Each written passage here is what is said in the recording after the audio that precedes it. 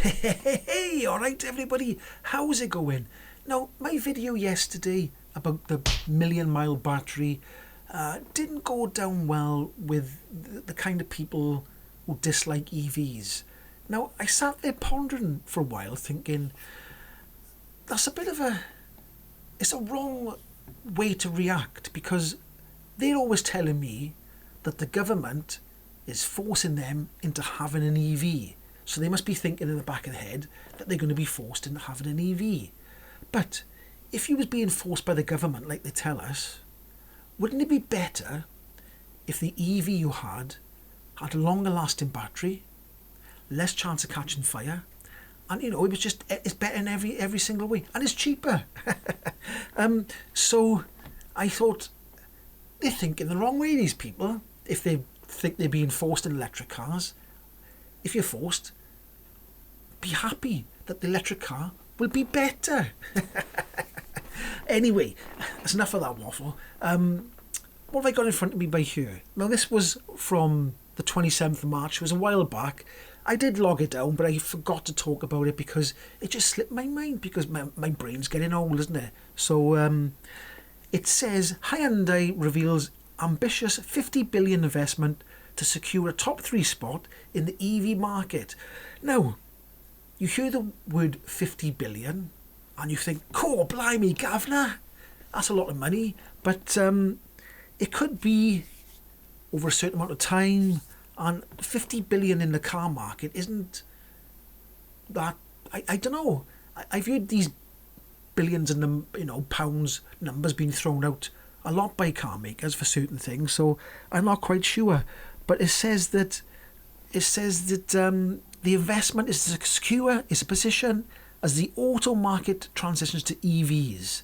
The Korean automaker will hire 80,000 people in Korea to help it become a top 3 EV maker by 2030. Now, so obviously they're thinking that EVs are the way forward, but you've got to remember, now, if you're from the UK and you're going to send some hate my way, cars are worldwide, and obviously Hyundai sell cars everywhere. So, the world is bigger than the UK. If you're out of the UK, this doesn't apply to you. But if you're in the UK, you've got to remember that cars are global. So you've got to think globally within your mind. So looks like they're investing a lot of money. Now, the old anti-EV crowd will always tell me that nobody is investing in EVs anymore. Nobody. Even Ford's not doing it anymore. I get people telling me that Ford's not making electric cars anymore. And that's not true. It's not true. All the car makers are still making electric cars. When you send me messages saying Ford and so and so and so and so are not making electric cars anymore, it's not true. I don't know where the information's coming from. Where I can't see any headlines where they said they're not making EVs. It might be some headlines where they are saying they've scaled back a few things, but not making any EVs isn't true. It's not true. Now stop it. So they're going to expand on that there, right? And it's another thing. I'm going to show you something in a minute. So don't switch off, because it's quite funny, okay? I thought it was quite funny, so I'm going to leave it till the end. So you either got to fast forward, or I don't know what, do what you want. You can switch off if you want. What was the story at the end here? Let me just have a look down right at the end, and it was there. I was looking at This Is Money. Now, This Is Money is an offshoot from the Daily Fail, but they were doing an article about the best EVs coming to 2024. So they're edging their bets. 1 minute they're slating EVs, then they're saying the best EVs till 2024 come in. And I can see in the pictures there that the MG Cyberster's in that lot there. I think that's coming in the summer. That looks like a really nice car. I'm an MG guy. Cyberster, I don't quite like that. I don't like the Cyberster name. MG Cyber. I don't know. It'll probably grow on me. But anyway, this is the story I want to look at. I know I'm waffling a bit, but there we are. You've got a problem with waffling sometimes. BYD Seagull could come to the UK in brand's affordable EV push. Now, I think that's because the Dacia Spring is coming to town. The £15,000 EV. But the BYD Seagull, I think the Dacia Spring has got something like a 26.8 kilowatt hour battery, whereas the lowest battery in a BYD Seagull is it's about 30, and they got a 38 kilowatt hour version as well. But they said they're making that car, the BYD Seagull, is £8,000 in China. That's how much it sells for. Can you imagine that? Can you imagine if they did sell that in the UK for £8,000?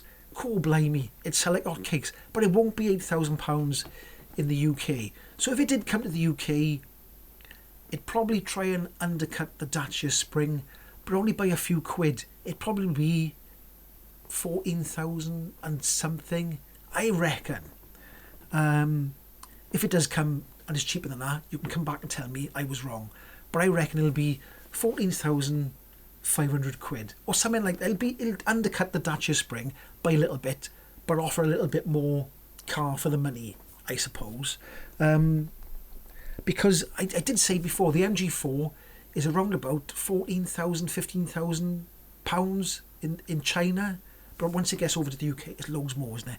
So obviously that won't be £8,000 in the UK. Now, the bit I promised you that you're going to laugh about. You might not laugh. It's not that funny. I've bigged it up. You know when you big something up and then when you show somebody it's not that good? That's exactly what it is. But I got to find it on the tablet because I screenshotted it.